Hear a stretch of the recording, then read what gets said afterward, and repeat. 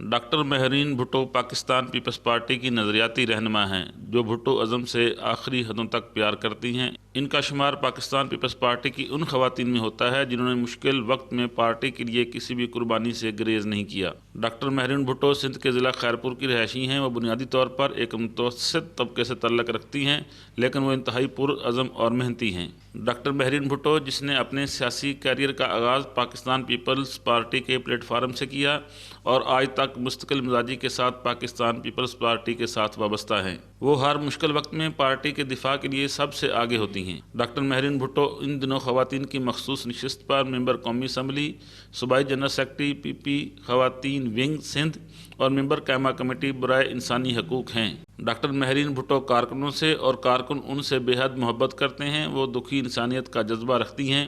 ان کا کہنا ہے کہ بھٹو کے نظریہ کو کبھی موت نہیں آ سکتی۔ کیمرہ ٹیم کے ساتھ سدھیر احمد بھٹو، JNN نیوز، رحیم یار خان۔